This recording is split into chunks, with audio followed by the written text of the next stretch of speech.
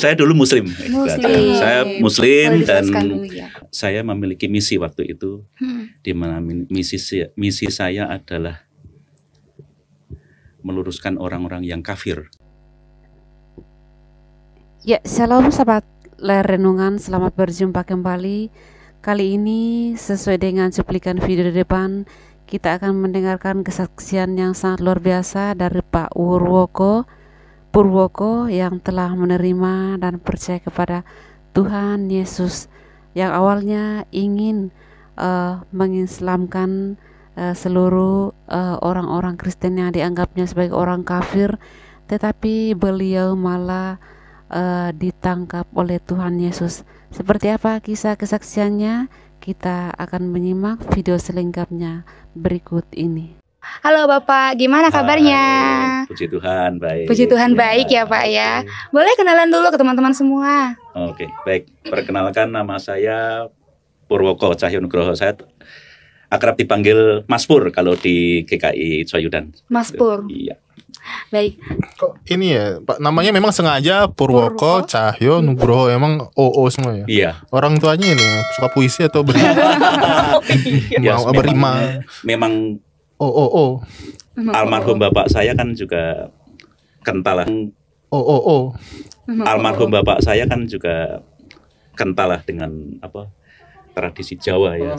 Jadi istilahnya seperti kalau kelahiran anaknya, terus istilahnya anaknya nanti istilahnya seperti sekolah aja, istilahnya bukan seperti primbon ya, istilahnya kayak dulu ada buku catatan lu dihitung hari. Oh iya. Itulah seperti itulah. Gitu ya. Gitu aja. By the way, saya Leo. Ini nggak dikenalin, aku udah biasa soalnya. Oke. Nggak usah dikenalin. Ya di sini hanya peramai saja, menambah ya, nama-namain saya bukan narasumber kayaknya, nama-namain aja saya. Bukan nyesel ya. Lanjut Ibu. Oke, ini Bapak Purwoko. Kita dengar-dengar nih, Bapak sebelumnya Habib, bukan ya? Saya dulu Muslim. Saya Muslim dan ya. bukan Habib. Jadi saya memang lahir dan tumbuh di keluarga dengan keislaman yang kuat. Ini seperti itu. Jadi kebetulan keluarga saya Muslim dan saya satu-satunya yang sekarang bukan Kristen. Buat saya bukan agama. Saya mengimani Kristen karena Kristen itu adalah dasar keimanan buat kita semua. Ini itu aja. Jadi jangan hanya mengatakan agama saya, tidak. Kristen adalah dasar keimanan buat kita. Ya, beriman pada Kristus ya. Ya. Tumbuh dalam keluarga Muslim ya Pak. Tapi bagaimana itu Pak, tumbuh dan besar di keluarga Muslim untuk pindah keyakinan? Itu prosesnya gimana? Begini, kebetulan dulu saya asli sini, asli Solo, tapi saya bekerja kan di Jakarta. Saya mulai bekerja di Jakarta dari tahun 93, 94 lah, itu, dan kemudian sampai saya kembali lagi ke Solo 2014. Nah, di dalam perjalanan kehidupan saya, kemudian saya pun berkeluarga dan akhirnya saya juga istilahnya akhirnya saya jadi sendiri lagi gitu, sendiri lagi. Saya tetap istilahnya waktu itu sebelum saya mengimani Kristen, saya memiliki misi waktu itu, di mana misi saya adalah meluruskan orang-orang yang kafir. Meluruskan orang-orang yang kafir. Iya, seperti itu. Kafir. Orang-orang yang kafir kan. Kemudian ada salah satu pengalaman di mana kebetulan ini adalah teman saya. Jadi ketemu juga tidak sengaja. Terus mereka adalah satu keluarga. Dan memang ini teman SMP waktu itu, teman SMP, dan mereka memang hidup di Jakarta, dan saya melihat keluarga ini kayaknya bisa saya bukan dalam artian saya mentargetkan ya, keluarga ini bagus sebetulnya kalau cuma mereka istilahnya tersesat jalannya, saya ngomongnya seperti itu. Dan akhirnya kami akrab lah, dan kadangkala saya main lah ke kediaman mereka. Dan di salah satu waktu, kebetulan saya waktu itu Ya tetap menjalankan sholat 5 waktu. Kemudian kalau puasa wajib, kalau di saudara-saudara kita Muslim adalah puasa Ramadan gitu, saya juga menjalani itu. Di suatu waktu saya pas ke rumah dia, saya pas tiba waktu sholat. Iya. Kebetulan agak sore, jadi sholat asar gitu, sekitar jam 3-an lah saya di sana. Kemudian saya ingin menunjukkan ke mereka bahwa agama saya yang dulu itu, kalau istilahnya melakukan suatu hal yang sifatnya wajib dan rutin itu harus dilaksanakan dimanapun tempat. Saya ingin menunjukkan ke mereka seperti itu, dan saya waktu itu minta izin ke mereka. Oh, maaf, ini udah tiba waktunya sholat, saya ingin sholat di sini, boleh nggak? Oh, dengan senang hati. Diterima ya? Diterima, dan justru mereka menyiapkan seluruhnya. Mereka bukan Muslim ya, jadi mereka menyiapkan kain yang bersih. Mereka, kebetulan panggilan saya itu kok gitu dulu. Karena kalau yang teman-teman sekolah, kok ini kain bersih, nggak pernah dipakai, jadi ini kalau buat kamu sajadah gitu. Dan kemudian saya wudhu dan saya sholat di situ, dan itu saya lakukan berulang kali ke kediaman mereka gitu. Lah, kejadian ini adalah, ya inilah uniknya, saya bukan mencari Tuhan, tapi Tuhan yang menemukan kita. Intinya seperti itu. Pada suatu waktu, kebetulan ini kejadian di tahun 2011. Yeah. Ini di 2011. Saya main ke kediaman mereka. Kenapa? Ya, kebetulan pas hari Minggu. Dan kebetulan saya waktu itu di rumah bingung. Aku mau ngapain ya? Aku bikin main, terus kok keinget ke mereka. Akhirnya saya main ke kediaman mereka, dan saya sampai ke sana, ternyata mereka mau pergi. Kemana coba? Gereja. Gereja. Itu. Kenapa saya nggak langsung pulang gitu? Kenapa? Waktu itu saya bingung, ke gereja ya. Terus aku gimana ya? Mau kemana ya? Terus akhirnya saya bilang, yaudahlah, aku tak ikut. Tapi bukan masalah ke gereja. Saya berpikir karena mereka bawa mobil, saya nanti bisa di mobil mereka, saya nunggu sambil dengerin musik. Kebetulan saya suka dengerin musik gitu. Lah, akhirnya dalam perjalanan, setelah sampai di gereja mereka, ternyata pikiran saya berubah lagi. Ikut masuk apa nih? Bukan masalah ikut masuk. Saya jadi iseng. Muncul keisengan saya gitu loh. Saya mikir, kalau aku ke mobil, kok aku ya juga lagi nggak pengen ya. Saya iseng, aku naik melu yang gereja untuk ora. Kan sama-sama orang Jawa. Aku kalau ikut ke gereja, loh, bukannya mereka terus dengan senang hati tuh. Mereka malah nggak enak hati. Ya? Ngapain? Udah nunggu di sini aja lah. Gak apa-apa lah. Aku coba iseng. Ya, mereka juga, bukan mereka menolak ya, mereka juga agak kagok ya gitu loh. Ya udahlah gitu loh. Oke, akhirnya setelah itu saya keluar dari mobil, saya tutup itu, saya masih ketawa sama mereka. Wah, haleluya ini nanti. Seperti itu. Terus saya sambil ketawa gitu loh. Wah, haleluya ini nanti saya. Seperti itu. Gitu. Nah, akhirnya masuk ke gereja itu, yang nantinya gereja itulah yang membimbing saya. Nah, dan gereja itu tidak, kalau Joyudan kan lurus gitu. Maksudnya satu lantai ya. Gereja ini tangga gitu loh. Naik tangga baru masuk ke dalam. Kemudian setelah saya masuk di ruang gereja. Nah, inilah bagi saya, inilah kuasa Allah terjadi buat saya. Jangan membayangin kayak di film-film ada yang memancar bersinar, tidak seperti itu. Tidak seperti itu ya. Ya, tidak. Lah, di situ saya melihat salib. Hal yang saya sangat tentang. Gitu. Melihat salib di situ, hati saya teraduk-aduk. Teraduk-aduknya begini. Aneh itu. Saya melihat salib tuh, hati-hati saya diaduk-aduk terus. Habis itu saya sambil jalan itu saya sampai nggak memperhatikan mereka. Saya jalan, akhirnya dari belakang tangan saya ditepuk, bahu saya ditepuk. Kene wae, di sini aja. Mereka bilang seperti itu apa? Loh, nggak ke depan. Udah biar cepat pulang. Kondisi mereka seperti itu. Jadi mereka istilahnya tipikal jemaat bioskop. Jemaat bioskop. Jadi pengen cepat pulang. Oh ya udah deh, oke. Dari situ mereka doa ya udah. Ngikut aja gitu ya. Ngikut. Doanya juga gini, langsung ngikut ya. Ya ngikut, saya kan contoh aja. Dari situ saya bukannya hanya merung gitu. Di situ saya bingung. Dan saya menyebutannya, Tuhan, saya bingung. Itu aja. Tuhan, saya bingung. Aneh kan, gitu loh. Hal yang tidak pernah saya sebutkan. Tuhan itu apa sih, gitu loh. Tuhan, saya bingung.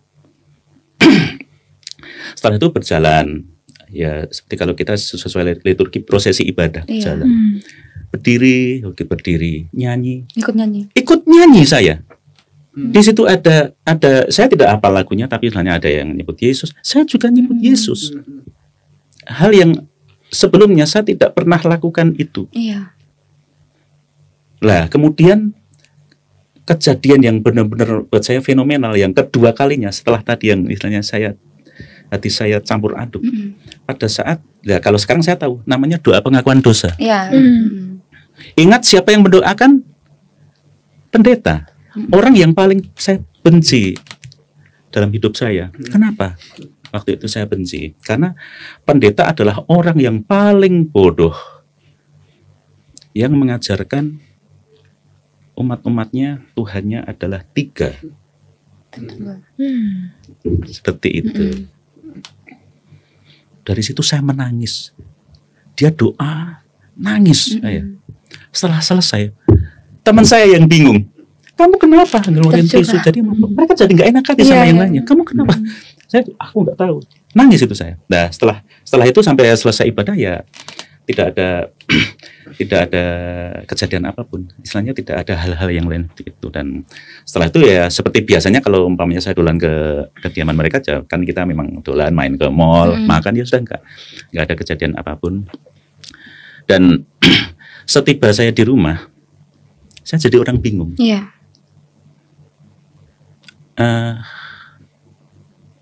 Ternyata seperti itu ya di gereja. Ternyata seperti itu ya Tuhan. Saya campur aduk. Dan akhirnya besoknya saya telepon ke teman saya. Nah dari situ saya mulai memberanikan diri. Saya telepon. Itu saya sudah ke kantor saya. Gimana sih syarat-syaratnya jadi orang Kristen kayak sekolahan gitu. Tanya syarat-syarat gitu.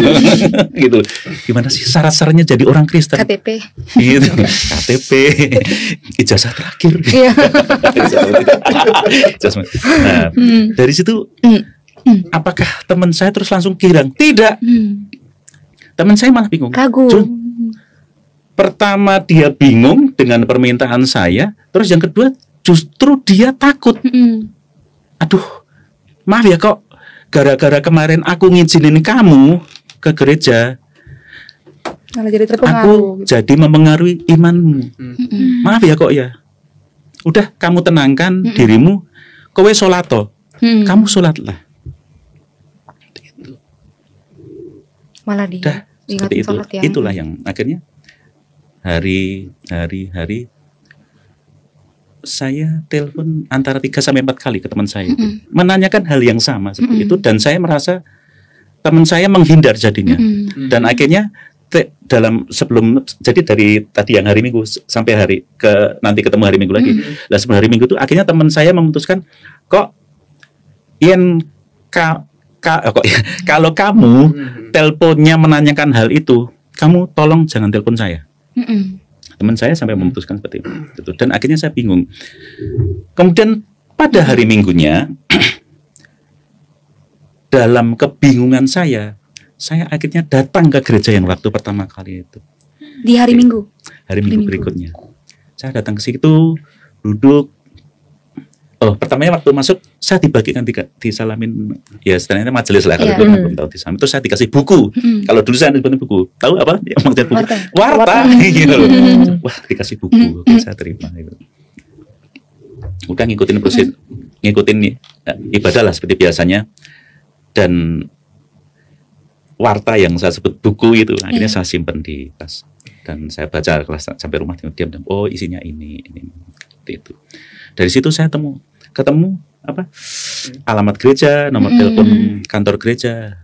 Wah, ternyata ini kayaknya saya harus nanya ke sini nih.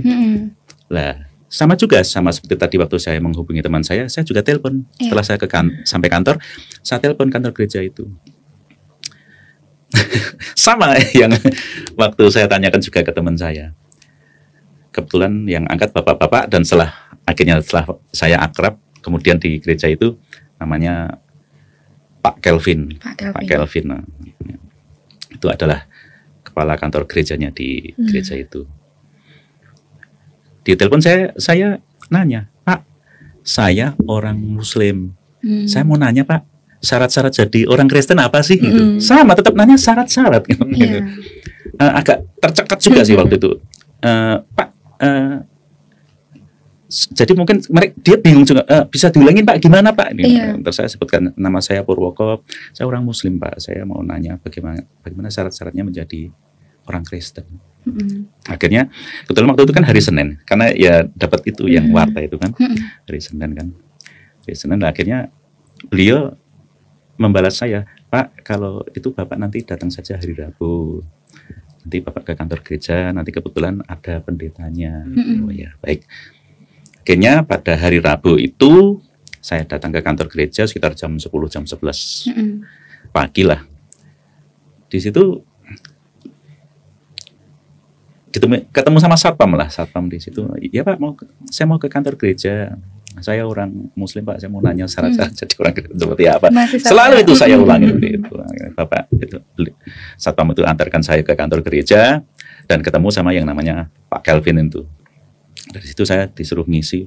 Ya, saya kan nggak tahu kok isinya aneh gitu ya. Istilahnya istilah-istilah yang saya tidak pahami itu. Pak, dikoncokan aja ya, hanya nama Bapak sama alamat sama KTP aja. Lah dari situlah saya akhirnya disuruh nunggu. Baik Pak, tunggu sebentar. Ini kebetulan sedang ada rapat. Oh ya sudah, nggak apa-apa. Sampai jam berapa? Ya kemungkinan sampai jam 2. Aduh, lama sekali Pak. Tapi akhirnya karena saya memang ingin menyelesaikan pergumulan yang ada di dalam hati saya. Ya sudahlah, mau gimana lagi. Ya. Saya duduk di luar kantor gereja, kebetulan ada bangku panjang gitu. Nah, pada saat saya duduk di bangku panjang itu, saya tidak ada waktu sekitar 15 menit lah. Tahu-tahu ada bapak-bapak lewat. Kebetulan saya yakin beliau memang ada urusan mau ke kantor gereja. Dari dalam gereja. Jalan melewati saya, kami saling mengangguk. Kemudian beliau masuk, buka pintu kantor gereja, tapi seperti ada yang menahan beliau. Bingung, terus akhirnya balik lagi ke saya. Maaf Bapak, saya pendeta Emmanuel Adam. Kalau untuk saat ini kita mungkin sudah tahu ya, pendeta Emmanuel Adam adalah salah satu pendeta yang mengaransemen Mazmur itu ya. Gitu, ya. Saya pendeta Emmanuel Adam, bisa saya bantu Pak? Oh maaf Pak, saya orang Muslim, saya mau tanya syarat-syarat jadi Kristen apa? Seperti itu, saya ulang-ulangin. Nah dari situ, oh baik Pak, mari kita bicara ngobrol seperti itu. Akhirnya saya diajak di suatu ruangan, dan jadi istilahnya apa yang tadi sebetulnya kepentingan pendeta Emmanuel Adam itu apa ya, kita ya, buat saya itu adalah kuasa Allah lah. Selalu sudah berpikir kalau 2 sampai jam 2 seperti itu. Dari situ saya ngobrol terus akhirnya Pak Purwoko, kan saya udah kenalan, Pak Purwoko menjadi Kristen itu tidak mudah. Ada proses-proses yang harus dijalani dan itu tidak sebentar. Namanya katekisasi waktu itu. Ya Pak, boleh diulangin lagi? Saya catat. Karena hal yang asing buat saya kan katekisasi. Pak, boleh tahu? Jadi waktu Bapak tanya syarat-syarat jadi orang Kristen itu, dalam pikiran Bapak itu apa? Waktu dulu mikir syarat untuk jadi orang Kristen, dalam pikiran Bapak, persepsi Bapak itu syarat-syaratnya seperti apa sebenarnya? Ya paling saya hanya diberikan pemahaman sekilas, terus habis itu baptis. Oh kayak sahadat gitu ya? Iya. Langsung. Seperti itu. Nah dari situ akhirnya tetap beliau akhirnya setelah menyebutkan itu, dan dia bilang katekisasi itu lama Pak, kami 10 bulan. Wow, lama sekali. Terus beliau bercerita hal-hal terkait dengan katekisasi, dan akhirnya dalam pertemuan itu ditutup dengan doa. Pada saat itu kan saya menangis lagi. Didoakan oleh orang yang saya benci. Itu. Dan akhirnya setelah itu saya kembali ke kantor gereja, diantar oleh pendeta Emmanuel Adam. Di situ saya istilahnya mengisi formulir terkait dengan katekisasi. Nah dari situlah istilahnya tanpa sepengetahuan teman saya tadi pun, akhirnya saya tiap minggu datang, dan akhirnya temannya Bapak malah takut ya? Takut malah gitu. Dan akhirnya mulai bulan Februari lah. Februari berarti Februari 2012 saya mulai katekisasi. Saya boleh ungkap gerejanya? GKI Wahid-Hasim. Itulah GKI yang sebenarnya dari situlah iman kekristenan saya dibina. Dalam perjalanan saya sebagai seorang katekisan, itu saya juga ditempa seperti itu. Ada hal unik lah. Umur berapa sih waktu itu? 2012 ya. 2012. Saya kelahiran 71. Oke, 2012. Udah 40-an. Iya, 40-an ya. Itu. Katekisan yang paling ini. Iya, katekisan. Kebetulan kalau yang dari Muslim saya sendiri. Ada 2 orang sudah sepuh-sepuh sih dari Buddha ya. Itu kalau yang lainnya anak-anak. Iya. Unyu-unyu. Unyu-unyu. Jadi kepala suku. Hai. Ada hal unik sih dalam perjalanan saya sebagai katekisan. Kebetulan saya tipikal orang yang kalau melakukan suatu ibadah itu nggak mau terusik dengan lalu lalang. Jadi saya selalu mencari bagian depan, di depan. Dan ya karena saya istilahnya belajar di katekisasi, pada saat saya datang dan saat saya pulang, saya selalu berdoa. Saya tidak peduli dengan sebelah saya. Anda mau pulang duluan kayak apa? Intinya saya selalu paling tepi biar apa orang bisa bebas jalan, nggak terhalang oleh saya. Jadi saya tepi dalam lah kan, seperti itu. Jadi masuk dalam. Tapi saya mencari posisi yang depan-depan lah. Itu. Ada salah satu yang waktu itu, misalnya keinginan saya. Saya kok ingin ya bisa nyanyi seperti orang-orang di depan. Pelayanan ya. Iya, karena saya waktu itu belum ada pelayanan apapun sebagai seorang katekisan. Saya pengen nyanyi seperti orang-orang di depan itu. Suaranya bagus. Nah, itulah kuasa Allah bekerja di dalam diri saya. Pada salah satu ibadah, saya kebetulan berdoa. Setelah berdoa, saya melek sebelah saya ada pendeta desain yang sudah emeritus, pendeta Ben Malachi. Wih, pendeta salaman. Pendeta itu ternyata memang menunggu saya dari tadi. Karena saya suka kan kalau nyanyi ya, suara saya lantang lah kasarnya seperti itu loh. Beliau, suara kamu bagus gitu loh. Kok saya belum pernah lihat kamu jadi pro kantor. Saya belum tahu kan istilah pro kantor itu waktu itu. Tahu jawaban saya apa? Maaf Pak Pendeta, saya bukan orang kantor sini. Oh, kantor. Beliau saya bukan orang kantor sini. Beliau jadi bingung. Kantor, bukan pro kantor. Saya jawab lagi, iya Pak, saya bukan orang kantor sini. Dia mungkin sebentar, pro kantor yang nyanyi di depan gitu. Oh, pro kantor yang. Oh maaf Pak, saya soalnya. Terus saya akhirnya memperkenalkan diri saya. Oh maaf Pak, saya soalnya katekisan, saya Muslim Pak. Oh begitu, akhirnya malah saya diajak ketemu mereka. Dari situlah mulai saya mengawali saya pelayanan di situ. Saya sebagai pro kantor di situ, dan saya sebagai sampai selesai katekisan sudah melayani. Ya, jadi pada saat saya jadi katekisan, saya sudah jadi pro kantor di GKI Wahid-Hasim dan juga ikut paduan suara. Sampai sekarang saya masih ikut kelompok ini, Voice for God. Itu. Oh iya, Bapak harusnya VO. Orang bagus untuk jadi VO, lupa saya daftar. Voice for God. V4G. Ya. Singkatannya V4G. Sampai sekarang saya masih jadi anggota paduan suara salah satu paduan suara di GKI Wahid-Hasim. V4G namanya, Voice for God. Gitu. Terus gimana responnya ini keluarga gimana? Iya. Nah, hal itu adalah hal yang saya tutup rapat-rapat. Sampai saya pindah ke sini pun ada hal yang unik juga. Waktu saya dibaptis pun juga saya nangis itu.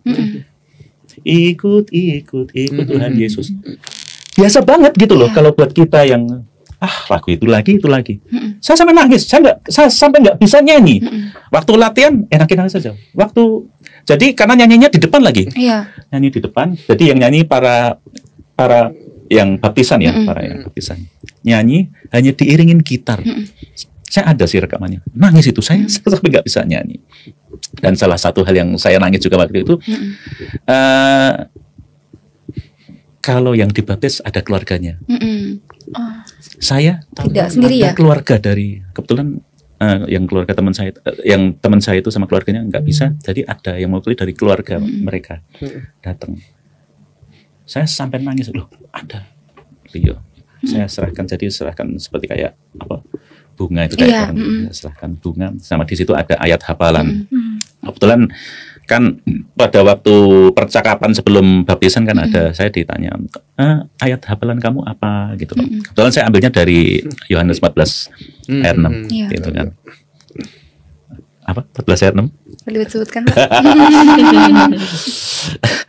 Akulah jalan dan kebenaran dan hidup. Tidak ada seorang pun yang datang kepada Bapa tanpa melalui aku. Akunya siapa? Tuhan Yesus. Itu perkataan Tuhan Yesus kepada siapa? Kepada Thomas. Itu perkataan Tuhan Yesus kepada Thomas. Itulah. Itu. Jadi aku serahkan sambil nangis. Baptis pun belum kabarin sama orang keluarga. Ya karena jujur saya juga lebih ketakut ya. Iya. Karena ini hal yang benar-benar keputusan besar. Ya hal yang buat keluarga saya nggak mungkin banget gitu loh. Karena keluarga besar kami nggak ada yang mengimani Kristen. Tapi keluarga Bapak itu cukup strict kan, kayak benar-benar. Oh iya, seperti itu dan itu saya alami justru setelah saya kembali ke Solo di 2014. Saya kembali 2014 September kalau nggak salah, September 2014. Dan kebetulan waktu itu saya sosmed saya jadul banget ya, Facebook. Facebook mbah-mbah banget ya saya. saya sering ngupload. Akhirnya di 2015 itu keluarga saya tahu loh, gue kok ngupload gini. Dan jadi ceritanya waktu itu saya pas olahraga di Manahan. Iya. Olahraga di Manahan. Setelah selesai, saya buka WA. Isinya marah-marah. Keluarga. Kebetulan ibu saya. Koko, sopo sing menjerumuskan kamu. Koko, ya terjemahin bahasa Indonesia. Koko, siapa yang menjerumuskan kamu? Kamu menjadi kafir seperti ini. Bingunglah saya. Wah, kacau, ketahuan saya. Akhirnya waktu itu dalam kebingungan saya teringat, saya waktu itu akrab dengan Pendeta Lukas. Wah, saya telepon Pendeta Lukas akhirnya. Itu tahun berapa, Pak? 2015. Iya. Akhirnya saya telepon Pendeta Lukas. Ternyata kebetulan Pendeta Lukas baru mengantar anak sekolah. Pak Lukas, saya bla bla bla, ini saya jelaskan permasalahan. Oh ya sudah, ketemu saya. Kebetulan saya sedang mengantar anak sekolah. Di mana, Pak? Di SD Kristen Manahan. Oh siap. Baik Pak, saya ke sana. Lah, dalam rangka saya bertemu Pendeta Lukas ini ada hal yang kocak.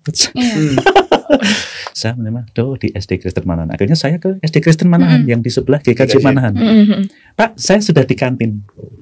Oh, saya juga sudah di kantin. Oke, kok nggak ada? Bapak di mana? Loh, saya juga di kantin Mas Pur. Wah, saya juga sudah di kantin kok enggak apa-apa. Ternyata pemirsa beda. SD Kalam Kudus. Saya di SD Kristen mana? Gimana ketemunya coba? Iya, sama-sama di kantin. Iya. Karena saya nerimanya SD Kristen. Luar biasa. Itu hal yang lucu waktu saya mau bertemu Malaikat. Ternyata beda tempat. Kocak itu. Seperti itu. Dan akhirnya setelah bertemu Pendeta Lukas, saya ungkapkan masalah saya. Pendeta Lukas, ya bicaralah kepada ibu dengan hati yang tulus. Ungkapkan bahwa kamu mengimani Kristen dengan daya upaya kamu. Saya waktu itu sudah berpikir, kenapa saya bakalan diusir dari rumah. Itu. Ya puji Tuhan dengan ya istilahnya dengan penjelasan Pendeta Lukas, terus istilahnya kami juga istilahnya bawa pergumulan itu dalam doa, akhirnya saya pulang. Setelah itu betul sampai rumah saya marah-marah, tapi sebenarnya saya tetap misalnya mengutarakan apa adanya itu. Dan ya sudah, saya didiamkan. Saya didiamkan, dan kemudian juga adik-adik saya juga marah dengan saya. Ya, hal yang buat saya akhirnya, wah, ya Tuhan, saya harus bagaimana? Puji Tuhan dengan berjalannya waktu, saat ini adalah hal yang luar biasa buat saya. Saya istilahnya memandang sudah ada penerimaan dari keluarga besar saya, termasuk ibu saya, di mana saya pun sekarang terus terang kepada ibu. Bahkan ibu saya kalau minggu, kadang-kadang kalau mau nitip sesuatu gitu loh, biar ibadah, nggih, udah saya nitip seperti itu. Dan ketika ya babnya beliau puasa gitu tuh, ibu itu orang yang sayang dari dulunya. Jadi misalnya termasuk saya memang penyuka kopi ya. Kapan kita ngopi? Salah ya ini ya. Jadi selalu dibikinkan. Termasuk pada saat beliau puasa Ramadan. Puasa Ramadan kan puasa wajib buat teman-teman. Dibikinkan, bukan dalam artian menyindir. Saya juga diam. Jadi kebetulan saya di lantai 2, ibu di lantai 1. Atas itu ya saya lewatin, saya nggak enak. Jadi bukan menyindir, justru ibu yang itu. Kok sudah tak bikinkan kopi untuk dibawa. Oh nggih. Itu juga ibu juga ngerti kok yuk makanan udah tak siapkan untuk dimakan. Saya bilang nggih, bukan saya kegurangan banget. Tidak, saya tetap menghormati beliau. Tapi dalam hal ini puji Tuhan keluarga saya sudah ada penerimaan. Setelah berapa tahun itu, Pak? Mulai sekitar 2018-an ya. Lama juga saya. Itu dalam pergumulan saya istilahnya dibenci keluarga saya. Teman-teman? Wah, kalau teman-teman yang dulu juga memang ada, kebetulan saya ada komunitas juga, dan mereka sangat-sangat menyayangkan. Kok kamu bisa seperti itu? Kamu adalah sebagai salah satu panutan kami loh kok. Bapak ini termasuk ini ya, maksudnya yang apa sih, terpelajar di dalam hal itu kitab Al-Quran gitu ya. Termasuk ya. Ya. Gitu. Mau belajar sekarang. Waduh. Apa ya tukaran ya? Belajar Alkitab. Bisa bahasa Ibrani, Bapak? Bahasa Arab ya? Ya. Terus kan kesulitan tadi itu kan yang ngomong sama orang tua, ketakutannya ada, itu kan masuk kesulitan dan tantangannya ya. Ada lagi nggak kesulitan dan tantangan lainnya yang dialami selama proses? Ya saya merasakan itu aja sih. Jadi istilahnya ya pergumulan terkait dengan ya kekagetan istilahnya dari keluarga besar, terus istilahnya teman-teman komunitas saya itu. Dan puji Tuhan saat ini hal itu sudah bisa saya lalui. Dan saya sangat-sangat meyakini Allah selalu menyertai saya dalam proses saya dalam bergumulan saya. Seperti itu. Gitu. Mau nanya boleh nggak ya? Nggak boleh. Maaf. Nggak boleh bubar. Boleh lah. Ada kok host ingat. Lupa. Gimana sih cara Pak Pur buat menyeimbangkan identitas latar belakang keluarga Bapak yang Muslim dengan iman Kristen yang sekarang? Menyeimbangkan. Saya tidak ada kiat apapun ya. Saya tadi istilahnya sangat-sangat meyakini Allah menyertai saya. Tuhan kita menyertai dalam istilahnya langkah-langkah saya berjalan hidup keseharian saya di situ. Jadi memang semuanya ya berjalan dengan sendirinya ya. Jadi penerimaan itu di dalam keluarga saya sendiri ya, untuk saat ini bukan mereka mengakui saya, tapi istilahnya saya merasakan pengakuan keluarga besar saya dengan istilahnya dalam hidup keseharian kami. Kemudian pamannya ya sudah tidak ada yang namanya membenci saya. Puji Tuhan buat saya. Karena ada salah satu adik saya pun sangat-sangat benci saya gitu. Dan ketemu saya pun menghindar. Puji Tuhan sekarang kami sudah kembali baik. Hubungan kami baik semuanya, seluruh keluarga besar saya. Hidup dalam cinta kasihnya. Ya, itu. Iya. Terus apa yang dirasakan Pak? Apa yang membuat yakin untuk mengimani Kristen? Banyak hal yang bisa saya rasakan bagaimana Tuhan bekerja dalam hidup kita. Bagaimana bahwa Tuhan atau kasih Tuhan itu ada di dalam hidup kita. Saya menunjukkan diri saya sendiri bahwa saya memiliki kedagingan di dalam diri saya. Dan sampai sekarang pun kedagingan itu tetap ada di dalam diri saya. Namun kasih Allah itu selalu mengingatkan kita, selalu membimbing kita. Itu.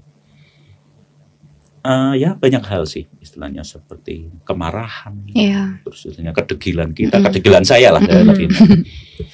Pasti ada.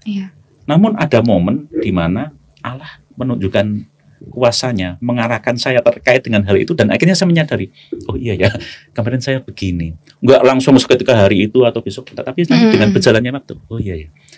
Ada proses di mana kasih Allah bekerja dalam hidup kita untuk membentuk kita menjadi apa yang dikehendaki Allah itu. Dan hal yang saya syukuri, dulu saya ngomong hal yang saya sesali, dulu saya ngomong, kok nggak dari dulu sih saya jadi orang Kristen. Tapi akhirnya saya merubah statement itu. Saya jangan ngomong disesuai. Hal yang patut saya syukuri bahwa Allah menemukan saya, dan kiranya Allah membimbing saya, dan saya pun nantinya dipanggil pulang ke rumah Bapa, dan saya senantiasa memegang teguh kekristenan saya. Itu. Aneh ya? Enggak. Tapi ada perubahan apa setelah jadi Kristen? Perubahan. Krik-krik. Krik-krik. Ya, saya kadang bingung, perubahan apa ya? Syukur sih, saya lebih bersyukur ya, lebih bersyukur. Terus akhirnya saya juga bisa membawa kasih Tuhan dalam hidup saya. Meskipun istilahnya jangan seperti di film tahu-tahu saya berubah gitu. Tetap tadi saya saya memiliki kedagingan, saya memiliki kedegilan dalam diri saya. Namun kasih Allah senantiasa membimbing saya. Itu aja. Dan memang saya sangat meyakini itu karena apa? Ada hal yang diajarkan Tuhan seperti mengasihi orang. Seperti saya tahu-tahu di jalan ketemu orang yang nggak saya kenal, terus terlepas orang itu membohongi saya atau tidak, istilahnya minta tolong, dan kebetulan kok ya saya pas, umpamanya ya dulu ada orang yang katanya kehabisan bensin gitu, akhirnya minta uang, saya kasih, dan saya nggak ada rasa beban apapun. Terus mikir, tadi dia beneran atau enggak sih, bohong atau enggak sih, seperti itu.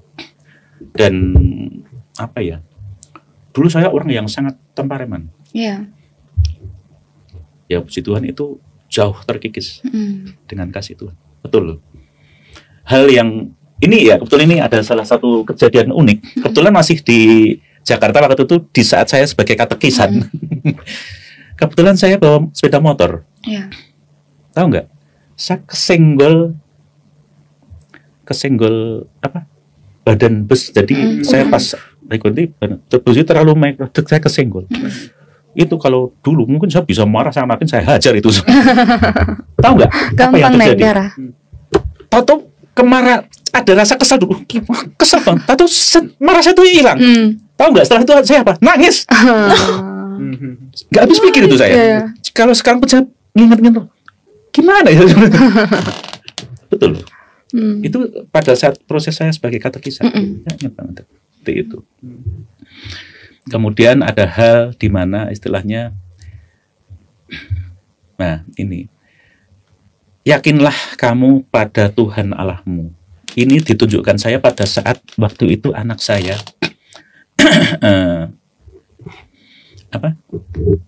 lulus sekolah, mau naik ke jenjang sekolah berikutnya.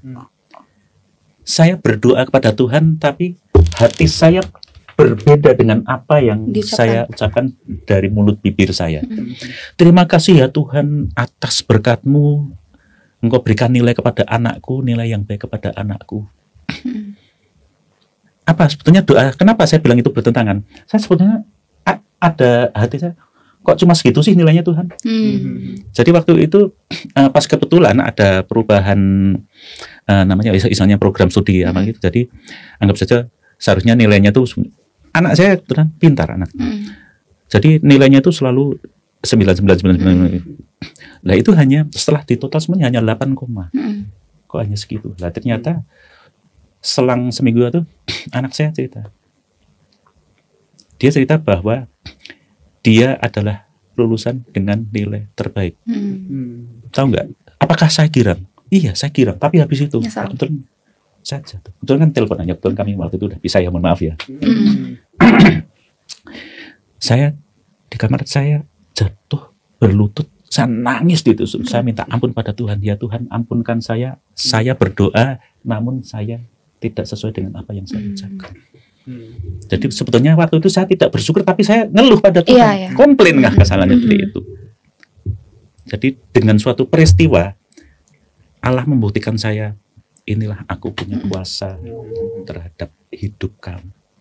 Ternyata saya lulusan terbaik.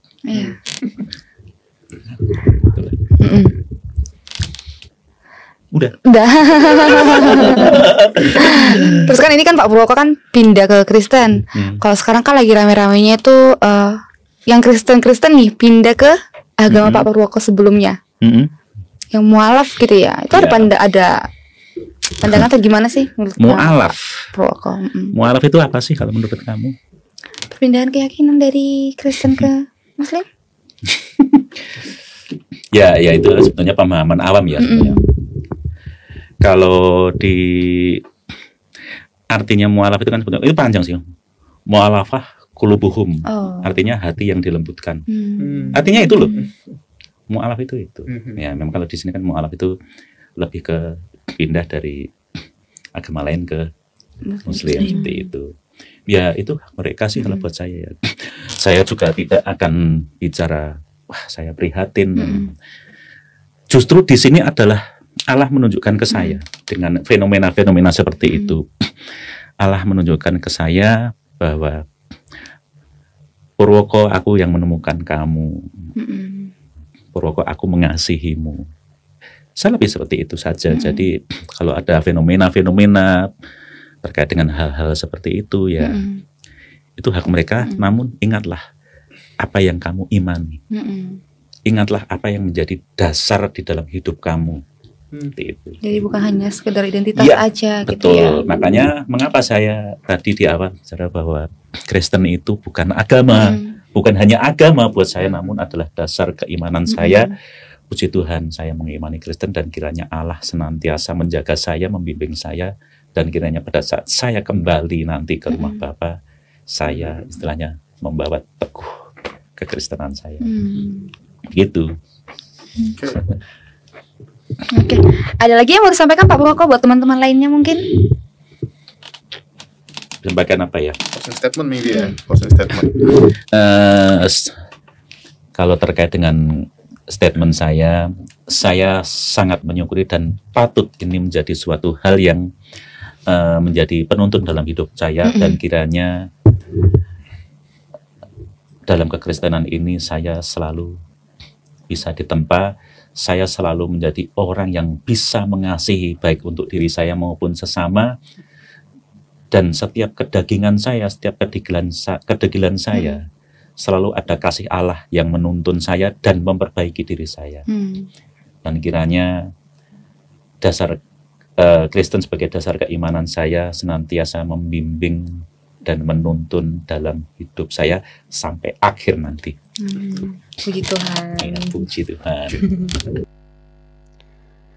Ya, Bapak Ibu dan Saudara sekalian, sungguh dahsyat dan luar biasa kasih Tuhan dinyatakan kepada hambanya Pak Purwoko yang awalnya bukan orang percaya atau dengan kata lain berasal dari agama Muslim, tetapi telah percaya dan menerima Tuhan Yesus sebagai Tuhan dan Juru Selamat di dalam hidupnya. Ini sangat luar biasa, bukan karena karya manusia, tetapi jikalau karya Tuhan sudah bekerja, maka tidak ada orang yang bisa menghalanginya. Selamat kepada Pak Purwoko yang telah menerima Tuhan Yesus, dan kita doakan beliau senantiasa selalu dalam lindungan yang maha kuasa untuk memberitakan pengalaman imannya sebagai orang yang percaya yang telah diselamatkan oleh Tuhan Yesus.